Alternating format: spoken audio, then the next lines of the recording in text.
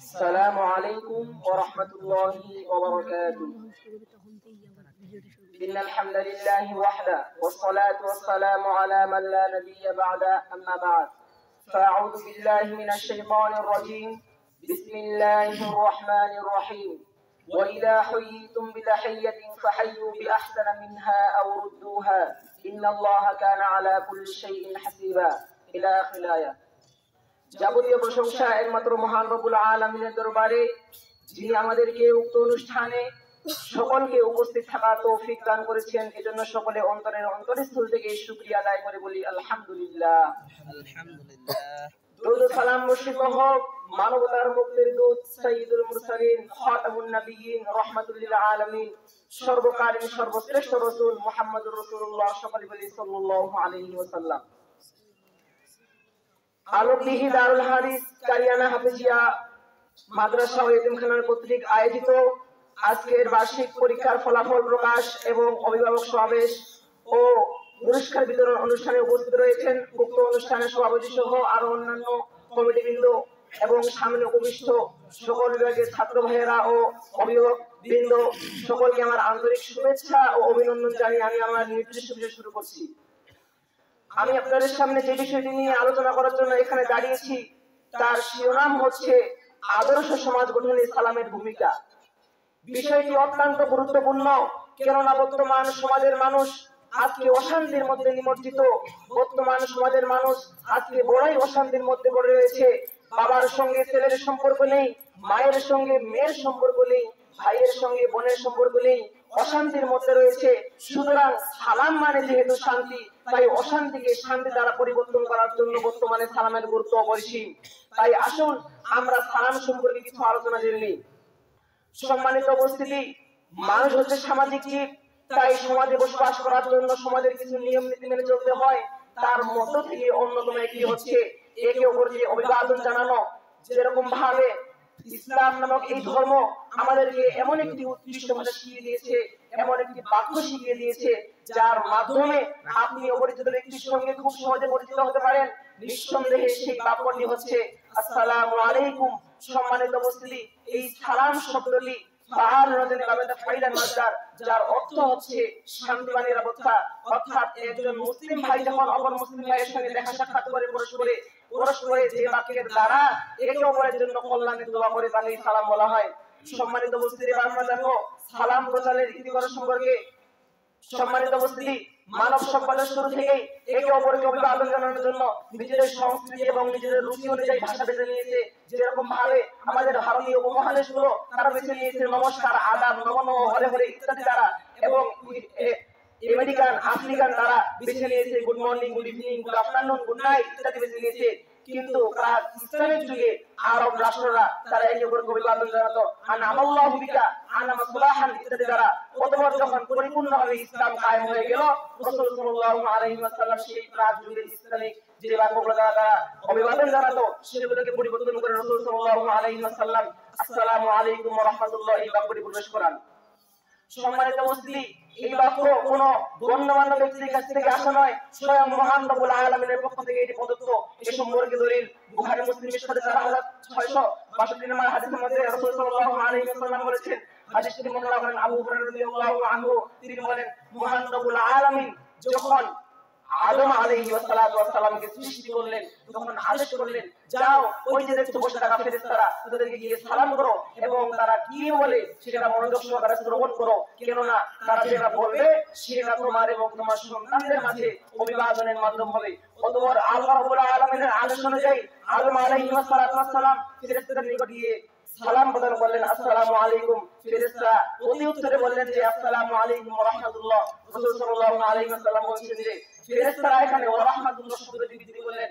সুতরাং উক্ত হাদিস থেকে প্রমাণিত হয় যে সালামটি কোনো গণ্যমান্য ব্যক্তির কাছ থেকে আসা নয়, স্বয়ং মহান রব্বুল আলামিনের পক্ষ থেকে প্রদত্ত। সম্মানিত উপস্থিতি, এই সালাম গুরুত্বপূর্ণ একটি ইবাদতের মধ্যে অন্তর্ভুক্ত। এটার ফজিলত অপরিসীম, কেননা এর মাধ্যমে আপনি নিরাপদে বসবাস করতে পারবেন, নিরাপদে জান্নাত প্রবেশ করতে পারবেন। এই সম্পর্কে আনাস রাদিয়াল্লাহু আনহু বলেন, রাসূল সাল্লাল্লাহু আলাইহি ওয়াসাল্লাম বলেছেন, আফসুস সালাম বাইনাকুম, তোমরা পরস্পরের মাঝে সালাম প্রচার করো, তাহলে কি হবে? তাসলামু, তোমরা নিরাপদে বসবাস করতে পারবে। সুতরাং নিরাপদে বসবাস করার জন্য এখানে শর্ত হচ্ছে আপনাকে সালাম প্রসার করতে হবে, সালাম বেশি বেশি প্রদান করতে হবে। অপর বর্ণনার মধ্যে আবু হুরায়রা রাদিয়াল্লাহু আনহু বলেন, রাসূল সাল্লাল্লাহু আলাইহি ওয়াসাল্লাম বলেছেন, ইয়া আইয়ুহান নাস, হে লোকসকল, আফসুস সালাম, তোমরা সালাম প্রসার করো, ওয়া তাইমুতুল আম, তোমরা খাদ্য খাওয়াও, এবং সাল্লু বিল্লাইলি ওয়ান নাস নিয়াম, যখন মানুষ নিদ্রা অবস্থায় থাকে তখন তোমরা সালাত আদায় করো, তাহলে কি হবে? তাদখুলুল জান্নাতা বিসালামিন, তোমরা নিরাপদে জান্নাতে প্রবেশ করতে পারবে, জান্নাতে প্রবেশ করতে কোনো বাধা আসবে না। সম্মানিত উপস্থিতি, তাহলে অবশ্যই যদি আপনি নিরাপদে জান্নাতে প্রবেশ করতে চান, নিরাপদে বসবাস করতে চান, তাহলে এই সালাম আপনাকে বেশি বেশি প্রদান করতে হবে, সালাম বেশি বেশি প্রদান করতে হবে। সম্মানিত উপস্থিতি, এই সালাম এমন একটি কাজ যার মাধ্যমে মহান রব্বুল আলামিনের কাছে আপনি সর্বোত্তম ব্যক্তি হতে পারেন। এই সম্পর্কে রাসূল সাল্লাল্লাহু আলাইহি ওয়াসাল্লাম বলেছেন, ইন্না আওলান নাস বিল্লাহি মান বাদা বিসসালাম, নিশ্চয়ই যে ব্যক্তি সালাম প্রদান করে আগে সালাম দেয় সে হচ্ছে মহান রব্বুল আলামিনের নিকট সর্বোত্তম ব্যক্তি। সুতরাং আপনি যদি মহান রব্বুল আলামিনের নিকট সর্বোত্তম ব্যক্তি হতে চান, তাহলে অবশ্যই আপনাকে সালাম প্রদান করতে হবে। আসুন এবার আমরা জেনে নিই সালাম আদান প্রদানের নিয়ম কানুন সম্পর্কে। এই সম্পর্কে বুখারী মুসলিম মিশকাতে 4032 থেকে 33 এবং 34 নম্বর হাদিসের মধ্যে তিনটি হাদিসের মধ্যে বলা হয়েছে। দুইটি হাদিস বর্ণনা করে আবু হুরায়রা রাদিয়াল্লাহু আনহু, তিনি বলেন, রাসূল সাল্লাল্লাহু আলাইহি ওয়াসাল্লাম বলেছেন, ইসাল্লিমু রাকিবু আলাল মাশি ওয়াল মাশি আলাল করাই ওয়াল কলিলু আলাল কাসির, একজন গাড়িতে আরোহী ব্যক্তি সে সালাম প্রদান করবে একজন পায়ে হাঁটা ব্যক্তিকে, একজন পায়ে হাঁটা ব্যক্তি সে সালাম প্রদান করবে একজন বসে থাকা ব্যক্তিকে, আর কম সংখ্যক লোকের ব্যক্তি তারা সালাম প্রদান করবে, যেখানে অধিক লোক রয়েছে, অধিক দল রয়েছে, সেখানে সালাম প্রদান করবে। সুতরাং আপনি যদি গাড়িতে আরোহী ব্যক্তি হন, তাহলে আপনার জন্য কর্তব্য হচ্ছে, আপনি যদি পায়ে হাঁটা ব্যক্তিকে দেখতে পান তাহলে আপনাকে সালাম প্রদান করতে হবে। আপনি যদি পায়ে হাঁটা ব্যক্তি হন তাহলে আপনার জন্য কর্তব্য হচ্ছে, আপনি যদি বসে থাকা ব্যক্তিকে দেখেন তাহলে তাকে সালাম প্রদান করতে হবে। আপনি যদি কম সংখ্যক লোকেদের অন্তর্ভুক্ত হন তাহলে আপনার জন্য কর্তব্য হচ্ছে, আপনি যখন বেশি সংখ্যক লোকদের দেখবেন তাদেরকে সালাম প্রদান করতে হবে। অপর বর্ণনার মধ্যে রাসূল সাল্লাল্লাহু আলাইহি ওয়াসাল্লাম বলেছেন, ইসলামু সালিহু আলাল কাবির ওয়াল মারু আলাল করাই ওয়াল কলিলু আলাল কাসির, ছোট ব্যক্তি অর্থাৎ আপনার বয়স কম, আপনার কর্তব্য হচ্ছে বড় ব্যক্তিকে সালাম প্রদান করা, আপনার থেকে বয়স বড় তাকে সালাম প্রদান করতে হবে। তারপর রাসূল সাল্লাল্লাহু আলাইহি ওয়াসাল্লাম বলেছেন, ওয়াল মারু আলাল করাই, চলমান ব্যক্তি পায়ে হাঁটা ব্যক্তি সে সালাম প্রদান করবে, করাই অর্থাৎ বসা ব্যক্তিকে সালাম প্রদান করবে, এবং কম সংখ্যক ব্যক্তি দ্বারা বেশি সংখ্যক ব্যক্তিকে সালাম প্রদান করবে। সম্মানিত উপস্থিতি, এই হাদিস থেকে বোঝা যায় যে যাদের বয়স ছোট, যারা ছোট তাদের কর্তব্য হচ্ছে বড়দেরকে দেখে সালাম প্রদান করা। তাই বলে কি বড়রা ছোটদেরকে সালাম প্রদান করতে পারবে না? অবশ্যই পারবে, কেননা রাসূল সাল্লাল্লাহু আলাইহি ওয়াসাল্লাম এমনটি করেছেন। হাদিসটি বর্ণনা করেন আনাস রাদিয়াল্লাহু আনহু, তিনি বলেন, আন্না রাসূলুল্লাহ সাল্লাল্লাহু আলাইহি ওয়াসাল্লাম মাররা আলাল গিলমান, নিশ্চয়ই রাসূল সাল্লাল্লাহু আলাইহি ওয়াসাল্লাম ওই বালকদের পাশ দিয়ে অতিক্রম করছিলেন। অতঃপর রাসূল সাল্লাল্লাহু আলাইহি ওয়াসাল্লাম কি করলেন জানেন? রাসূল সাল্লাল্লাহু আলাইহি ওয়াসাল্লাম বলেন, সাল্লাল্লাহু আলাইহিম, রাসূল সাল্লাল্লাহু আলাইহি ওয়াসাল্লাম সেই বালকদেরকে সালাম প্রদান করলেন। সুতরাং উক্ত হাদিস থেকে প্রমাণিত হয় যে বড়রা ছোটদেরকে সালাম প্রদান করতে পারবে শিক্ষা দেওয়ার উদ্দেশ্যে।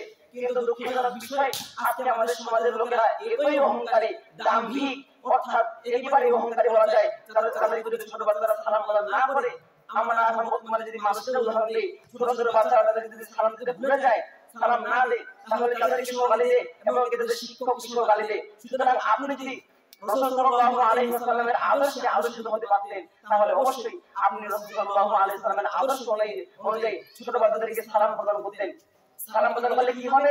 আপনি যদি তাকে সালাম প্রদান করেন, পরবর্তী দেশে লজ্জা পাবে, পরবর্তী দেশে চেষ্টা করবে আপনাকে সালাম প্রদান করা। কিন্তু আপনি যদি তাকে গালি প্রদান করেন, গালি দেন, তাহলে সে পরবর্তীতে নিয়ত করবে যে একে আমি কখনো সালামই দিব না। সুতরাং আপনাকে অবশ্যই লক্ষ্য রাখতে হবে রাসূল সাল্লাল্লাহু আলাইহি ওয়াসাল্লামের আদর্শের প্রতি।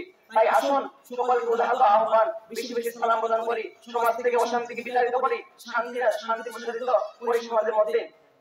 তাই সকলে আল্লাহ রাব্বুল আলামিনের কাছে দোয়া করি, আল্লাহ রাব্বুল আলামিন আমাদেরকে যেন বেশি বেশি সালাম প্রদান করেন, তৌফিক দান করেন, আল্লাহুম্মা আমিন। কেননা এই সালাম যারা প্রদান করে না, রাসূল সাল্লাল্লাহু আলাইহি ওয়াসাল্লাম বলেছেন, আবখালুন নাস মান বাখিলা বিস সালাম, মানুষের মধ্যে সর্বনিকৃষ্ট অর্থাৎ সর্বকৃপণ যারা কৃপণতা করে তাদের মধ্যে থেকে সর্বকৃপণ হচ্ছে মান বাখিলা বিস সালাম, যে ব্যক্তি সালাম প্রদান করতে কৃপণতা করে সে হচ্ছে কৃপণ ব্যক্তি। তাহলে আমরা যদি কৃপণতা থেকে মুক্তি পেতে চাই, অবশ্যই আমাদেরকে সালাম প্রদান করতে হবে। আল্লাহ রাব্বুল আলামিন আমাদেরকে যেন বেশি বেশি সালাম আদান প্রদান করার তৌফিক দান করুন, আল্লাহুম্মা আমিন। এবলে আমি আমার বক্তব্য এখানে শেষ করছি। ওয়া আখিরু দাওয়ানা আলহামদুলিল্লাহি রাব্বিল আলামিন। আসসালামু আলাইকুম ওয়া রাহমাতুল্লাহ।